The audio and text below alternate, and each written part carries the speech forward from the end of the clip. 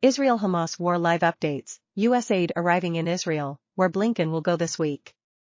As Israel summoned 360,000 reservists, nearly 4% of its population, to fight Hamas on Tuesday, the first signs of tangible American support showed up. A plane carrying U.S. ammunition landed Tuesday night, and the Norfolk-based USS Gerald R. Ford aircraft carrier arrived in the eastern Mediterranean Sea. In a speech on Tuesday afternoon, President Biden called Hamas's attack on Israel sheer evil, a speech Hamas denounced as inflammatory. Secretary of State Antony Blinken will go to Israel this week and offer further support. Israel's Brig General Dan Goldfuss said the military is moving into the offensive to change the reality within Gaza to prevent such a thing from happening again. Here's what to know. Biden said Tuesday that at least 14 U.S. citizens are among the dead, adding that there are Americans among the hostages held by Hamas. Between 100 and 150 people are being held in the Gaza Strip, an Israeli official said. Hamas has threatened to summarily execute civilian hostages in response to Israeli airstrikes. At least 20 Americans are unaccounted for, at least some of whom are Hamas hostages, White House National Security Advisor Jake Sullivan said Tuesday. In Israel, Hamas militants have killed more than 1,000 people and wounded 2,800 since Saturday, according to authorities and local media reports. At least 260 bodies were recovered at the site of a music festival near Gaza. Palestinian authorities said Israeli strikes have killed at least 900 people and injured 4,500 in Gaza. Israeli forces are pummeling Gaza with airstrikes and trying to secure the barrier fence after regaining control of nearby areas, authorities said. An Israeli military spokesman said nearly 1,500 bodies of Hamas militants have been found in Israel. U.S. officials expect Israel, which announced a full siege of Gaza, to launch a ground incursion into the densely populated territory, according to people familiar with the matter. Israel already maintains a complete air and sea blockade of Gaza. Authorities in Gaza said an Israeli strike hit the Rafah border, crossing with Egypt, the only gateway out of the enclave. Orioles learn an old October lesson: you can never have too much pitching. American League Division Series, Game 3, Rangers 7, Orioles 1. The Baltimore Orioles learned something about themselves over 3 bruising meetings with the Texas Rangers in the American League Division Series. They had enough young talent to get here, to beat up on mediocre teams consistently and play close with strong teams consistently enough to win the AL East title. They had enough young hitters to plan for a future that will include many more postseason adventures. But they do not have enough pitching to win in October. Not yet. After not being swept in a regular season series since May 2022, an impressive run tied to the promotion of star catcher Adley Rutschman, the Orioles seemed helpless to stop it from happening in the biggest series of their new era. And the reason was fairly uncomplicated. By the time Dean Kramer surrendered a 3-run homer to Adolis Garcia in the second inning Tuesday night in Arlington, Texas, Orioles starters had combined to last just 8 innings over 3 games. They allowed 20 hits and 13 runs. It was not good enough to stop the Rangers, who went on to take Game 3, 7-1, and advance to the AL Championship Series. It was not good enough to win the World Series. And it was not good enough to count on as a contender in 2024. The Orioles needed to find out what they had. Now they know what they do not have. Until this week, when the lights got brighter and the October chill settled in, the Orioles had every reason to believe they had what they needed. They proved it time after time, powering through the game's strongest division with a relatively minuscule payroll as young players such as Rutschman and shortstop Gunnar Henderson proved themselves as stars immediately. They even had enough pitching, posting a 3.89 team ERA that convinced the front office that it did not need to reach for starters or relievers ahead of the trade deadline. They traded for Jack Flaherty, a rental who pitched in relief in mop-up duty in Game 2 in Baltimore. They traded for Shintaro Fujinami, a reliever who did not make their division series roster. They patched, rather than overhauled, willing to enter the postseason, trusting the young arms who got them there, such as Kyle Bradish and Grayson Rodriguez. Neither gave them enough in Games 1 and 2 of this series, when it mattered most. It does not mean they will not do so someday. But it does make it harder for general manager Mike Elias and company to enter next season relying on them alone. So begins a new chapter in this post-rebuild Orioles era, one in which Elias and his staff have to decide which of the good young players they should trade and which they will rely on moving forward. Their minor league system, home of the Class AAA champion Norfolk Tides and Jackson Holliday, the most prominent prospect in baseball, is yielding more talent than the major league roster has room to let thrive. Some of that prospect capital will need to be turned into proven major league talent to help this roster evolve. Some of the veterans who played their way into key roles this year will have to go to clear the way for the young players the Orioles believe are part of their future. This halcyon breakout season is over. Decisions, some awkward, some difficult, all likely to be scrutinized because few organizations have found themselves overflowing with young talent quite like this, loom this offseason and beyond. But there will be time for that soon, when the disappointment clears and the gravity of their achievements settles in. The Orioles lost 110 games 2 seasons ago. They won 101 this year. Now they are disappointed by losing 3 straight in the ALDS to a juggernaut Texas offense. Rutschman looked like the franchise catcher the Orioles thought he was. Henderson is likely to be the AL Rookie of the Year. Bradish pitched himself from obscurity to legitimate consideration for AL Cy Young votes. Rodriguez at times looked like the future ace the Orioles believe he is. Thanks to steady efforts from first-time All-Star Austin Hayes and the guy averaging 30 homers per season over the past 2 years, Anthony Santander, the Orioles' offense turned into one of the most reliable comeback machines in baseball. No one had more comeback wins from March to September than the Orioles did. The next step is readying themselves for a run deep through October. New charges accuse George Santos of identity theft, credit card fraud. Representative George Santos now faces 23 counts, according to a superseding indictment made public Tuesday. A superseding indictment made public Tuesday charges Representative George Santos with stealing the identities of family members and using donors' credit cards to spend thousands of dollars, intensifying the legal peril facing the freshman congressman 5 months after he was charged with a host of other financial crimes. Santos, 35, faces 10 additional charges, according to the indictment: 1 count of conspiracy to commit offenses against the United States, 2 counts of wire fraud, 2 counts of making materially false statements to the Federal Election Commission, 2 counts of falsifying records submitted to obstruct the FEC, 2 counts of aggravated identity theft, and 1 count of access device fraud. The new charges were filed just days after Nancy Marks, the treasurer for the Santos campaign, pleaded guilty to fraud conspiracy and implicated Santos in a scheme to embellish his campaign finance reports with a fake loan and fake donors.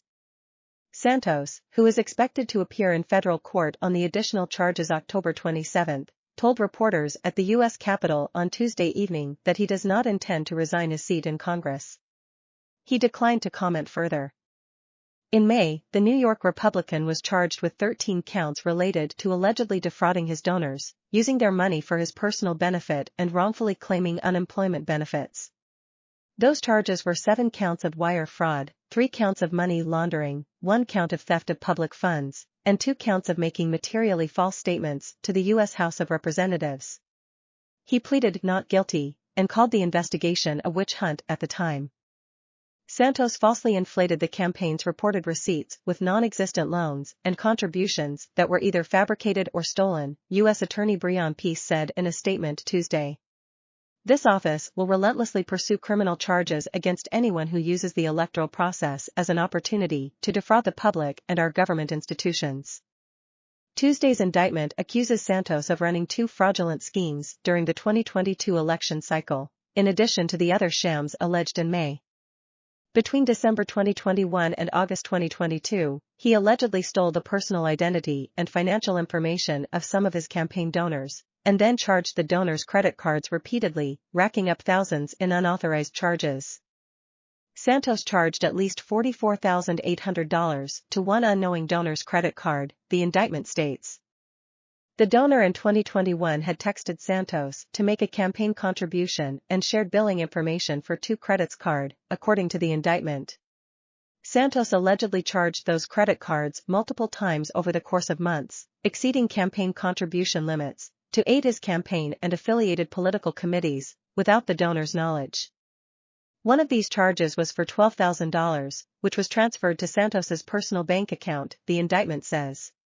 Santos allegedly circumvented campaign contribution limits by falsely stating that various people had made the donations, including one of his relatives. The indictment also alleges that Santos conspired to dupe the FEC, the Republican Party, and the public with inflated campaign finance reports, a charge to which Marks, his campaign treasurer, pleaded guilty last week. Santos and Marks are accused of falsely reporting that at least 10 family members had made significant contributions to the campaign, and that Santos had lent thousands of his own dollars to the campaign. Santos's efforts were aimed at hitting the fundraising thresholds needed to qualify for backing from a national Republican Party committee, the indictment states. Santos had lost an earlier race for Congress and at the time was struggling to find financial support for a second run. News organizations have previously revealed that as a candidate, Santos made up stories about where he went to college and where he worked. Santos also lied about his heritage, saying he was Jewish when he wasn't. Santos has acknowledged embellishing his resume but has accused people of overreacting. Isaac Stanley Becker and Theodoric Meyer contributed to this report. Israel's massive mobilization of 360,000 reservists upends lives. The Israeli military has summoned roughly 360,000 reservists to join the fight against Hamas, marking one of its largest mobilizations in history and upending lives in Israel and around the world. The mobilization calls for roughly 4% of Israel's 9.8 million population to take up arms against the Palestinian militant group in the Gaza Strip, with Israelis leaving their regular jobs to join the military operation. Families were split, while Israelis abroad for the Jewish holidays were left scrambling to find flights back to Israel as many airlines suspended flights. "Of course we are scared," said Dan, a 35-year-old reservist on his way to a military base in Israel, declining to give his full name or location due to concerns for his family. "We are afraid, but we are focused." Some Israelis have volunteered for military service, despite being out of the age range for reservists. "I lost my father, uncle and cousin in the Yom Kippur War," Israeli entrepreneur Noam Lanner, 56, said in a phone call from Tel Aviv, where he had volunteered to fight alongside his two sons. "Now it is my time." Already, this is the largest mobilization in Israel since the 1973 Yom Kippur War half a century ago, when 400,000 reservists were called up after Egypt and Syria led Arab armies in a surprise attack on Israel. Authorities said that the speed of this mobilization was even greater than in that famous war. Israel Defense Forces (IDF) spokesperson Daniel Hagari said on Monday that Israel has never mobilized so many reservists so quickly, with 300,000 reservists called up within 48 hours. The sheer speed of the mobilization would be impossible for most nations, experts said. In terms of cold start capability, the IDF remains unmatched by the rest of the world, defense analyst Franz Stefan Gatti wrote on X, formerly known as Twitter. Military service is compulsory for all Israelis when they turn 18, though there are some exceptions. After this, they are assigned to the reserve and can be called upon to serve periodically until the age of 40. The mobilization comes at a crisis point. Hamas launched an unprecedented attack Saturday on Israel, firing rockets and infiltrating across the border. Israel responded with airstrikes and a declaration of war. U.S. officials expect Israel to launch a ground incursion into Gaza this week. Families have been divided by the mobilization. Speaking from Leeds, England, Tal Casuto said that his family WhatsApp group had been racked with anxiety and messages of love since one of his sisters was mobilized.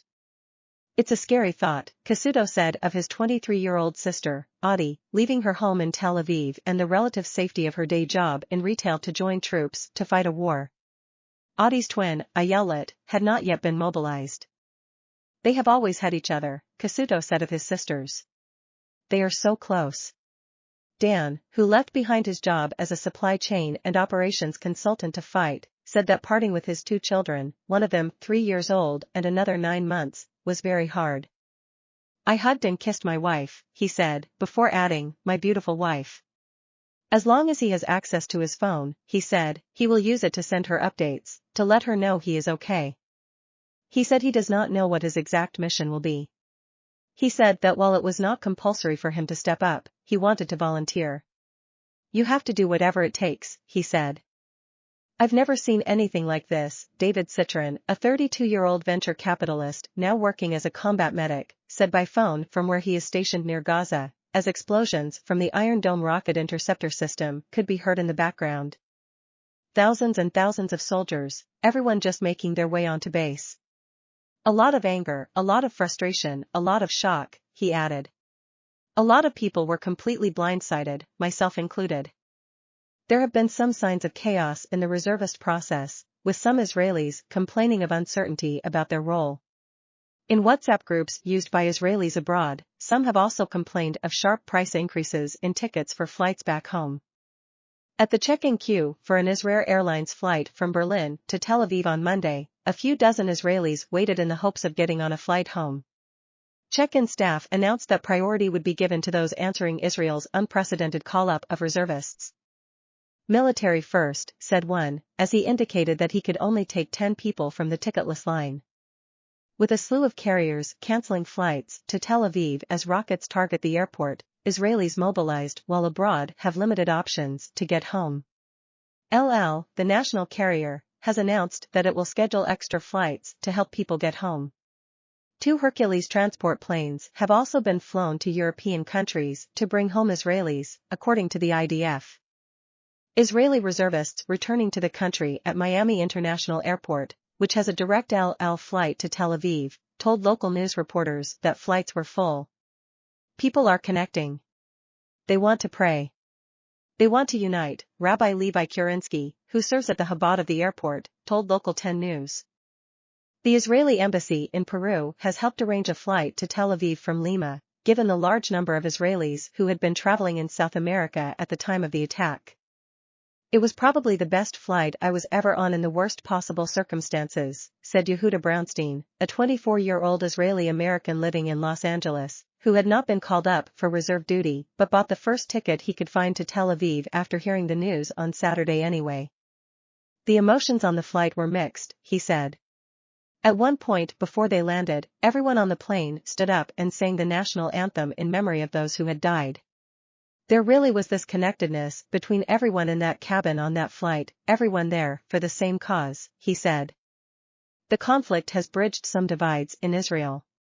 Lanner, the entrepreneur, is also one of the leaders of Brothers and Sisters in Arms, a group of reservists who have been protesting the Israeli government's plan to limit the Supreme Court's power. Now, he is using his private jet to fly people into Israel from Italy and Greece. Those on board his plane are seeking information about their loved ones, many of them dead or missing. Lanner said Israeli officials have been granting him permission to operate the flights on a humanitarian basis. I'm sending my private jet to whoever needs it, he said. We survived Auschwitz, we survived the Yom Kippur War. We will survive this. Hassan reported from London and Taylor from Washington. Loveday Morris in Berlin, Brian Peach in Washington and Garrett DeVynck in San Francisco also contributed to this report. Among Americans killed or missing in Israel, a scholar, a nurse, tourists. When Chaim Katzman received his doctorate from the University of Washington in 2021, friends encouraged him to stay in the United States. He could build a good life there, they said, maybe even in Seattle, a city where his family had long roots. Katzman, 32, was adamant. He wanted to return to Israel and the small commune where he had lived for years. He was committed to forging a more peaceful future for the residents of Israel and the Palestinians. His dissertation was dedicated to all life forms that exist between the Jordan River and the Mediterranean Sea. On Saturday, Katzman was one of at least 14 Americans killed in a wave of unprecedented attacks by Hamas militants that plunged Israel into war. He died at the commune, or kibbutz, that he loved, located at the edge of Israel near where the Gaza Strip borders Egypt. The number of Americans killed could rise along with the overall death toll in Israel, a testament to the close ties and history of immigration that link the two countries. More than 1,000 people have been killed in Israel and at least 830 in Gaza by retaliatory strikes. On Tuesday, President Biden confirmed that Americans were also among the hostages taken by Hamas, but he did not specify how many. As president, I have no higher priority than the safety of Americans being held hostage around the world, Biden said. Like every nation in the world, Israel has the right to respond and indeed has a duty to respond to these vicious attacks. National Security Advisor Jake Sullivan said there are 20 American citizens unaccounted for, at least some of whom are Hamas hostages. That puts the U.S. government in uncharted territory as it seeks the safe return of large numbers of its citizens from Gaza. Biden said Monday that he had directed his team members to work with their Israeli counterparts on every aspect of the hostage crisis. Americans killed or missing in the attacks include tourists visiting Israel, U.S. citizens serving in the Israeli army, people born in the United States who immigrated to Israel, and children born in Israel to American parents who then acquired U.S. citizenship, like Katzman. They range in age from 18 to 80. It is unclear whether any American citizens have been killed by Israeli military action in Gaza. Judith Ronan, 59, and her daughter Natalie, 18, live in Evanston, Illinois, and were visiting relatives at a kibbutz near Gaza. Natalie had just graduated from Deerfield High School, where she is known as a talented artist. On Saturday, Natalie's father, Yuri, received a message from his daughter that said they were under attack. Then nothing, relatives said, weeping as they spoke with a reporter. Americans were also among the revelers at an open-air trance music festival that turned into a scene of carnage. Danielle Ben-Senayer, 34, was born in Los Angeles and later moved to Israel so her ailing parents could be closer to family members, said her cousin Ricky Ben-Senayer. Early Saturday, Danielle, who had worked as an intensive care nurse during the pandemic, left Tel Aviv with a group of friends to attend the music festival. This is the first time in so long she was going to just relax and dance, said Ricky, who still holds out hope for Danielle's return. She is a tough cookie, her cousin said. Hirsch Goldberg-Pollen, 23, left home late Friday night with a backpack and a sleeping bag on his way to the music festival, called Tribe of Nova. The next morning, his mother, Rachel Goldberg, checked her phone. At 8:11 a.m., her son had sent 2 messages via WhatsApp. I love you, the first read. The next one said, I'm sorry. His parents haven't heard from him since. Goldberg-Pollen was born in California and his parents grew up in Chicago. They learned from eyewitnesses that he fled the festival in a car and sought safety in a public bomb shelter. About 30 people were in the small cement structure when they were attacked by militants, who threw grenades and fired weapons. Then they told anyone who could stand to walk outside. A witness saw Goldberg-Pollen walk out, his mother said. He was missing his arm from his elbow down and had improvised a tourniquet. He was loaded onto a pickup truck with 3 other young men and 2 women. Israeli police traced the last signal from his cell phone to the border with Gaza. Goldberg said she has faith in the Biden administration's efforts to find the missing Americans, including her son. Every American citizen who is being held hostage, especially critically wounded citizens, they should be treated, released, traded, whatever it has to be, she said. Goldberg addressed a news conference on Tuesday along with relatives of 3 other missing Americans, where they urged the U.S. government to do everything in its power to find their loved ones. Jonathan Deckelchan's son Sagui, 35, disappeared after an attack on kibbutz near Oz, where the family lived. Deckelchan said he knew of at least 3 other American citizens from their kibbutz who were missing and 2 other Americans who were killed. At least 2 Americans were killed in Kibbutz Halat, a community founded in 1978. One of them was Katzman, who received a doctorate in international studies from the University of Washington and was a dual U.S.-Israeli citizen. The other was Deborah Matthias, 50, who was born in Missouri. Matthias and her husband, Shlomi, were killed as they shielded their 16-year-old son, Rotem, with their bodies, said Matthias's father, Elon Troen. Rotem was shot in the abdomen, and for the next 12 hours, his family members guided him via text message on how to stay alive until help arrived. Katzman was hiding in a closet with a neighbor, Avital Alagem, when militants overran the kibbutz. He was closest to the door, Alagem told CNN, and his body absorbed the bullets, protecting Alagem. He was murdered, Alagem said. I was saved. Katzman was a good soul in this world, she said, noting that his name, Hayam, means life in Hebrew. Among Katzman's friends and colleagues from his time at the University of Washington, there was grief and disbelief. There's something about certain people that really gets into your heart, said his friend Yov Duman, a political scientist in Seattle. I've never met anyone who doesn't like him. Katzman was a rare combination, Duman said. He was a gifted scholar, but also a car mechanic, landscaper, and DJ. He worked hard but always had time for his friends, whether to help them move or teach them to drive or catch up over a beer. Marwa Maziad, a fellow graduate of the University of Washington, remembered him as a dear friend who shared what little he had.